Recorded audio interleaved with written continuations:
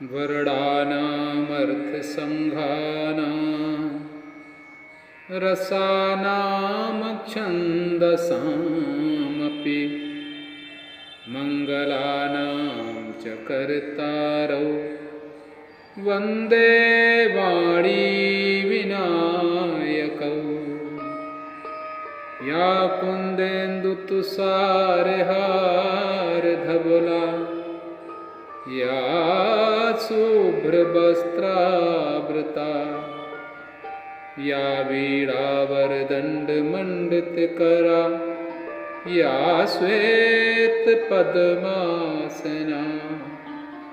या ब्रह्माच्युतशङ्कर प्रभृतिभिर्देवैः सदा वन्दिता।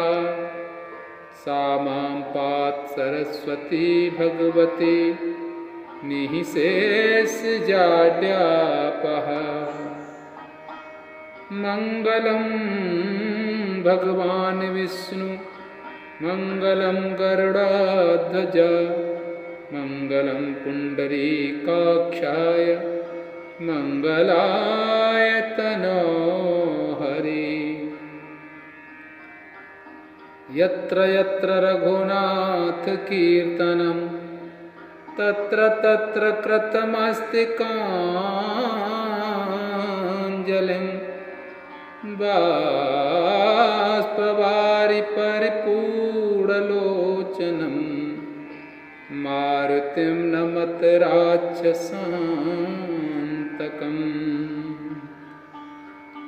मित्रों,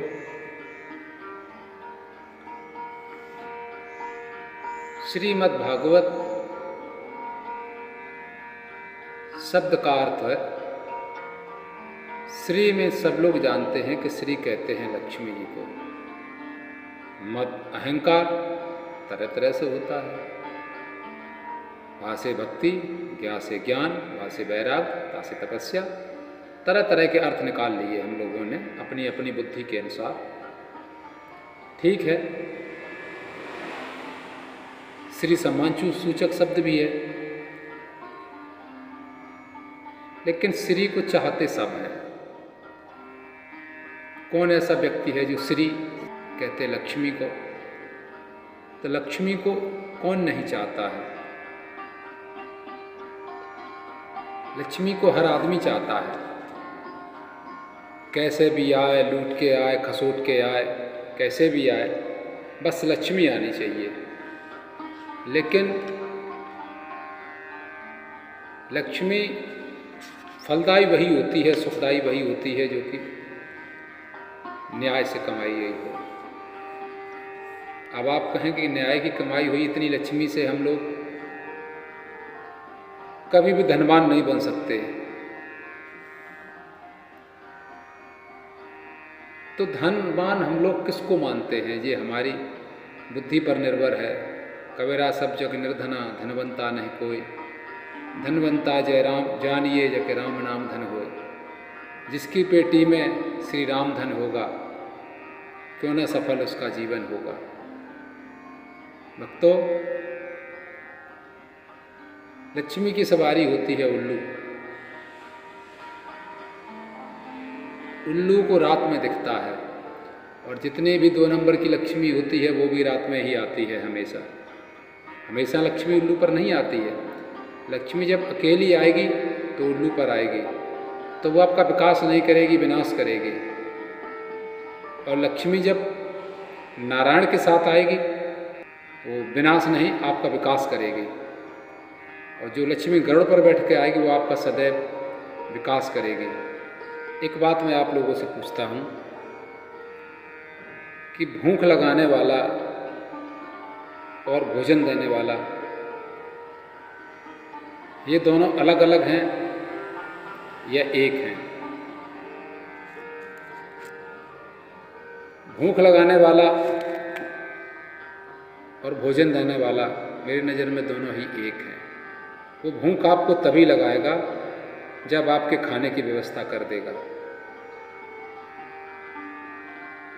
खाने की व्यवस्था नहीं होगी तो फिर आपका भूख नहीं लगाएगा आपको। इसी तरीके से कथा कहने वाला, कथा सुनने वाला भी एक ही होता है।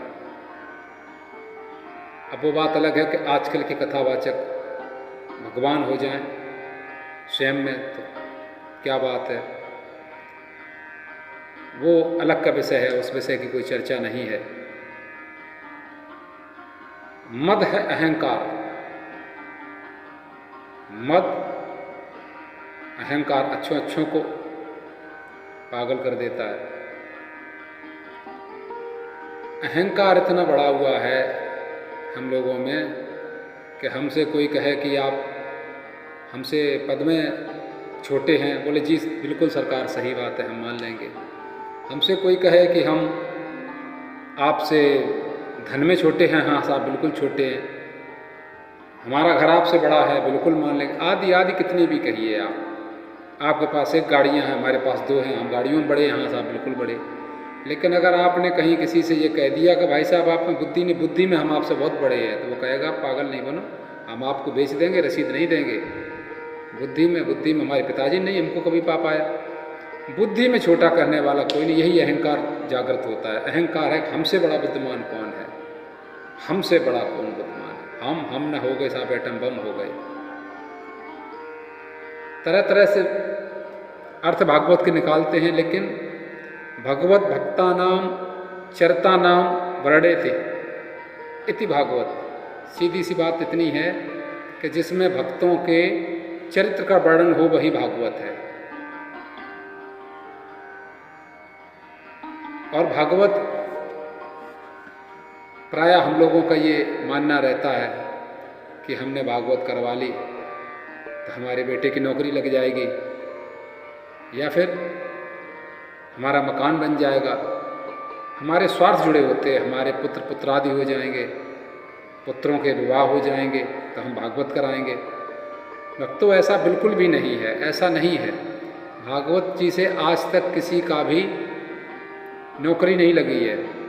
हाँ इतना ज़रूर है कि आपको आपकी मजदूरी में जो आपको प्रारब्ध के अनुसार मिला है उतने में ही आपको अच्छा आनंद मिलेगा।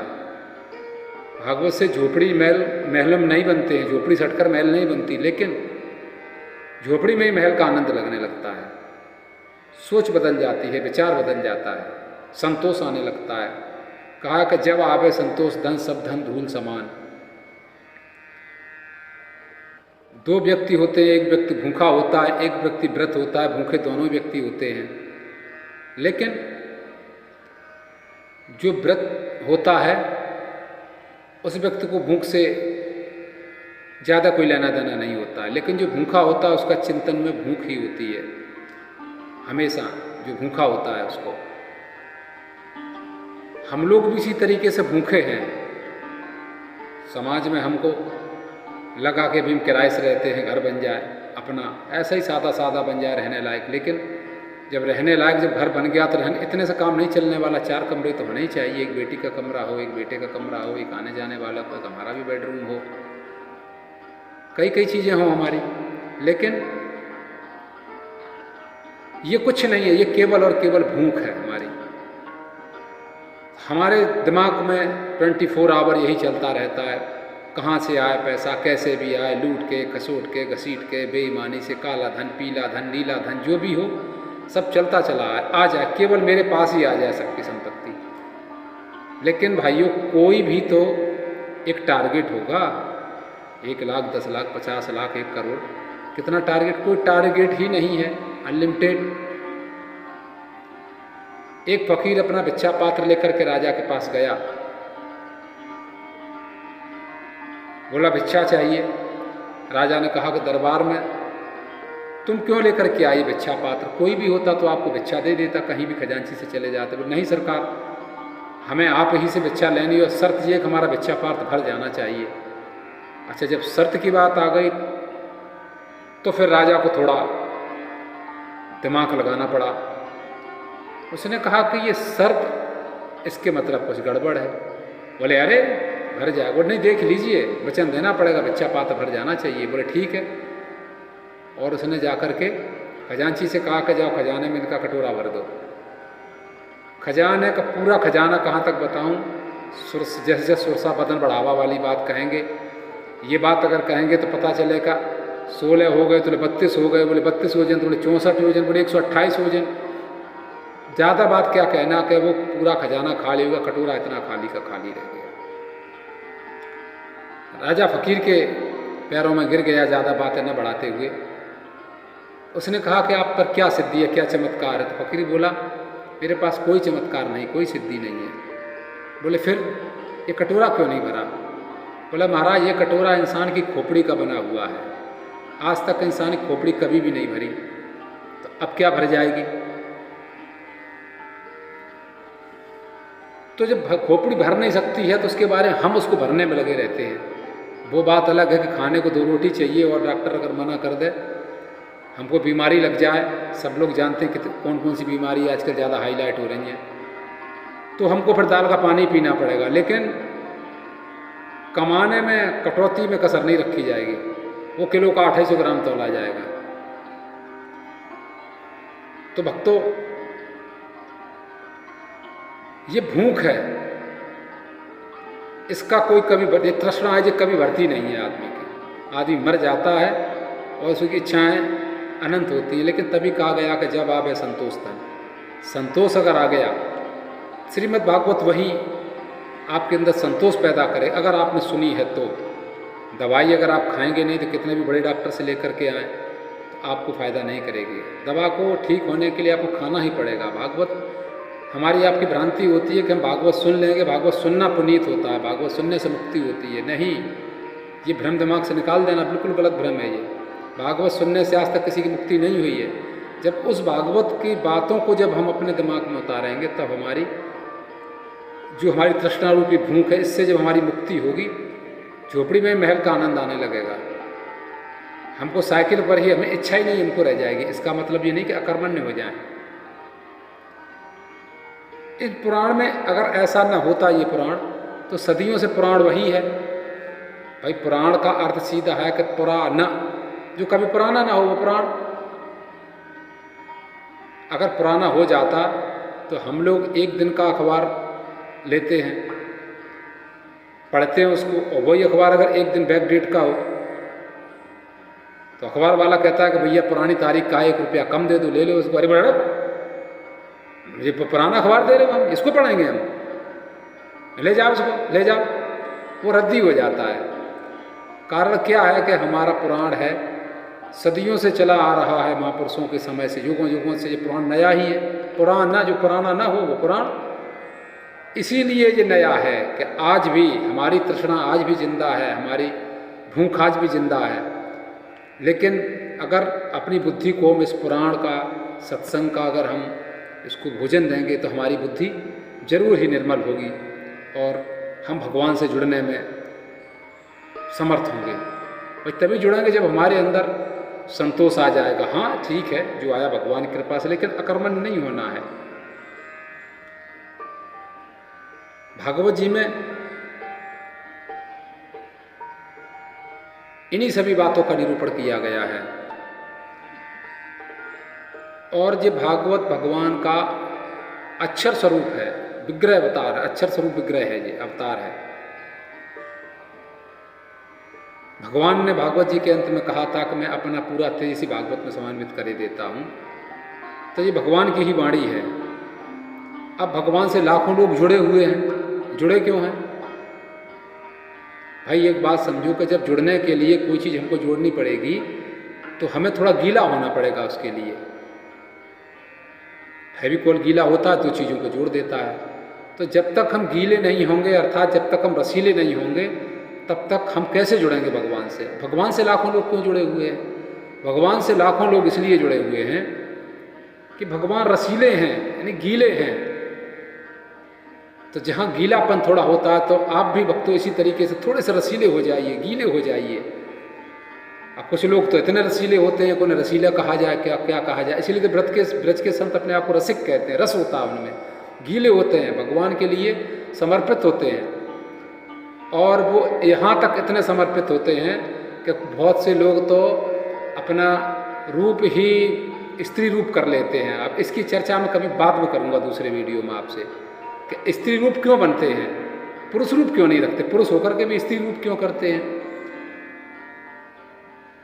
हम लोग स्त्रीण अर्थ से लगाते हैं कि स्त्री सेवा करने वाला व्यक्ति स्त्रीण होता है, जिसमें स्त्रियों के प्रति लगाव हो। ऐसा नहीं है। तो फिर पुरुष स्त्री क्यों बन जाते, क्यों वेश धार लेते हैं? परमात्मा भी पहले स्त्री ही थे,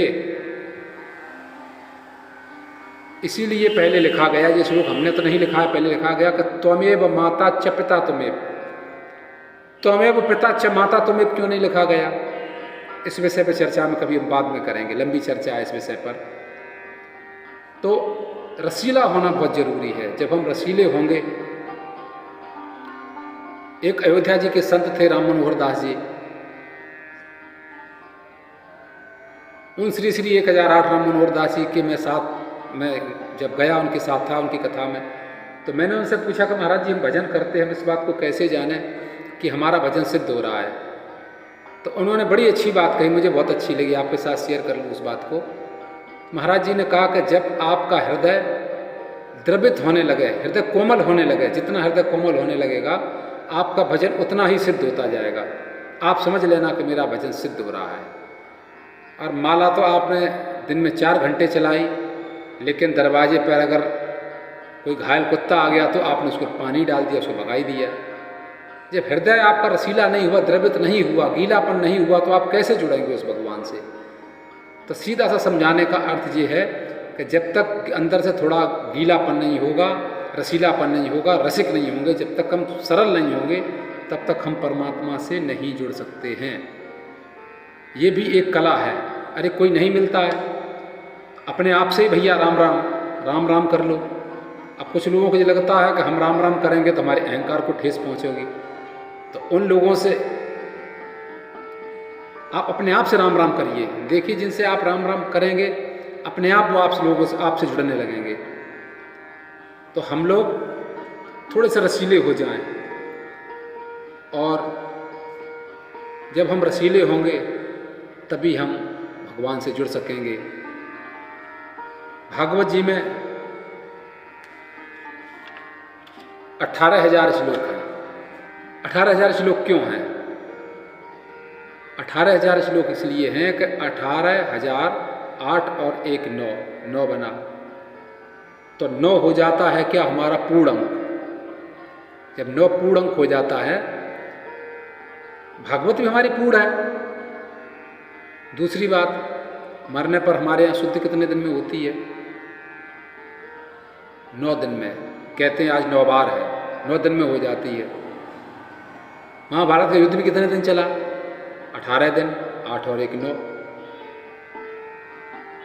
कितने अक्षौणी सेना थी? सेना थी 18 अक्षौणी, 8 और 1 9। माला में मन के कितने होते हैं? 1008, 8 और 1 9। 9 अंक पूर्ण है, अर्थात सीधा अर्थ है कि श्रीमद् भागवत महापुराण, श्रीमद् भागवत पुराण पूर्ण है। इसमें हर पुराण की कथा है, इसलिए इसको ज़्यादा महत्व दिया। पुराण तो आदि आदि हम लोग करते हैं, लेकिन सबसे ज़्यादा सम्मान अगर मिला है तो श्रीमद् भागवत पुराण को मिला है।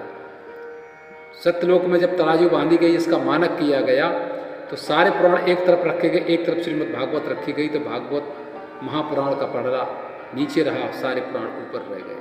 जिसमें वजन होता है वही नीचे रहता है। तो श्रीमद् भागवत महापुराण अपने आप में पूर्ण है, इसलिए इसको पूर्ण भक्तों ने, संतों ने, विद्वानों ने इसको पूर्ण कहा है और बहुत सम्मान दिया गया है। भागवत महापुराण में पहला श्लोक आता है। अब पहला श्लोक 6 अध्याय इसमें पद्म पुराण से लिए गए हैं। तो पहला श्लोक हमारा होता है जन्मांदस्य वाला होता है। यहाँ पर पहला श्लोक हमारा होगा सच्चिदानंद रूपाय। अब इसको पहला श्लोक इसलिए भी कह सकते हैं क्योंकि मान लो किसी शुक्ला परिवार की बिटिया दुबे जी के परिवार में आया तो वो फिर शुक्ला नहीं रह जाएगी, वो दुबे ही हो जाएगी। तो जब ये पुराण भागवत पद्म पुराण से लेकर के 6 अध्याय भागवत जी में जोड़ दिए गए हैं, तो ये भागवत जी के ही अध्याय हो गए, इसलिए पहला श्लोक यहाँ से शुरुआत किया है व्यास जी ने। सच्चिदानंद रूपाय विश्वोत्पत्त्यादि हेतवे त्रापत्यय विनाशाय श्रीकृष्णाय वयं नमः। अब सच्चित आनंद में विद्वानों ने अपनी अपनी तरह से तरह तरह के व्याकरण के अनुसार तरह तरह के भाव लगाए। जो सत है, चैतन्य है, आनंदित है, ये तीनों कलाएं तो परमात्मा में ही होती हैं। अब हर व्यक्ति परमात्मा की तरफ जुड़ना चाहता है क्योंकि वो परमात्मा का ही अंश है। ईश्वर अंश जीव अविनाशी, इसलिए सच्चिदानंद सत हर व्यक्ति रहना चाहता है कि हम हमेशा रहें। चित्त चैतन्य भी रहना चाहता है और आनंद में भी रहें। अब अगर हम 153 साल के हो गए तो सत तो हैं अभी, लेकिन सत नहीं रहेंगे, 253 में जाएंगे। चैतन्यता खत्म हो गई, आनंद भी खत्म हो गया, क्योंकि दुनिया बदल गई, साथ वाले चले गए, अपने अपने लोग सब चले गए, हम अकेले रह गए, हमसे कोई बात करने वाला भी नहीं है। लेकिन चाहता हर आदमी है कि सत्य भी रहें, अमर भी रहें, चैतन्यता भी रहें। बड़े बुजुर्गों के पैर जब छुएंगे तो कहते हैं जब तक गंगा जमुना में पानी रहे तब तक अमर रहो। अब अमर क्या रहो, गंगा जमुना का पानी झोंका तो है, कितने मर गए, कितने चले गए, कितने आए, कितने चले गए। तो जो सत है, चैतन्य है, आनंद में है, ऐसे परमात्मा को हम सभी लोग मिलकर के आओ प्रणाम करते हैं, नमस्कार करते हैं, वंदन करते हैं। कहने को तो विद्वान लोग इसी में ही पूरा एक सेशन निकाल देते हैं।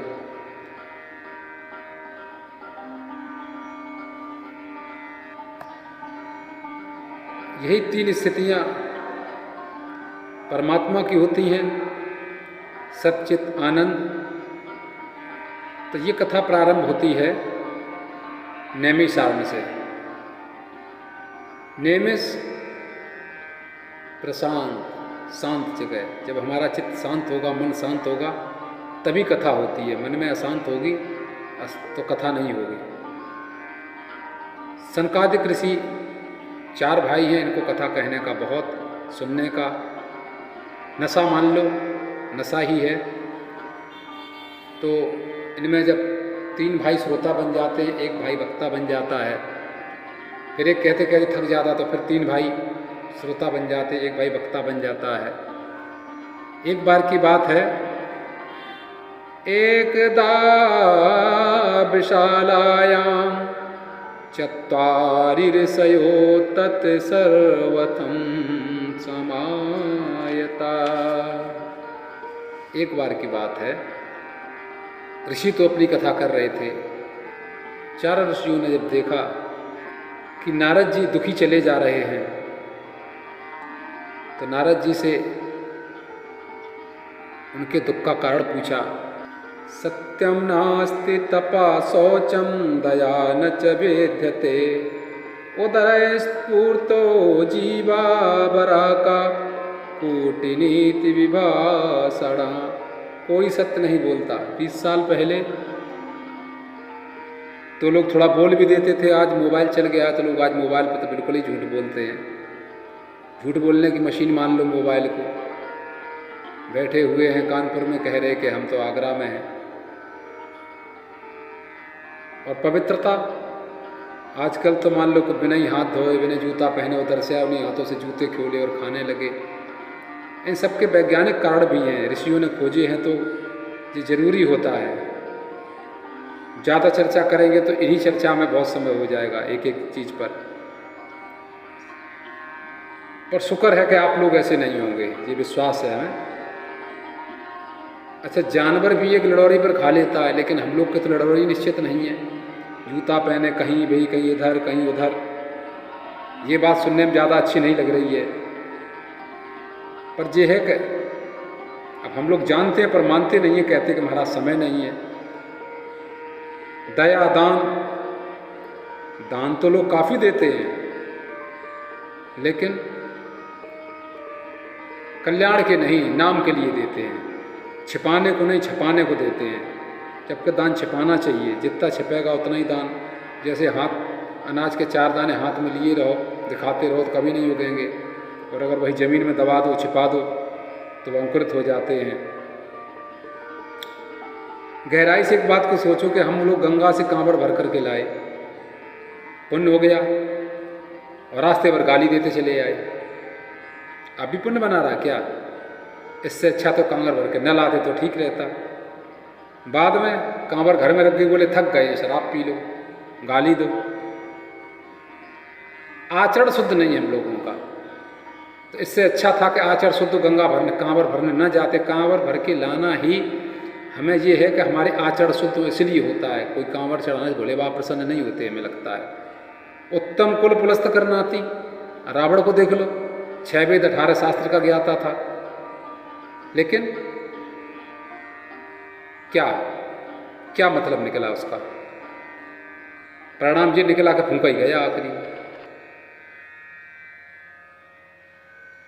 उदरम भरणो जीवा, बस रोटी दाल पेट भरने के लिए लोग लगे हुए हैं। माता पिता भी वही सिखाते हैं बच्चों को जिस तरीके से बोलो उतना पढ़ लो, जितने से बस बीटीसी कर लो, जितने से नौकरी लग जाए।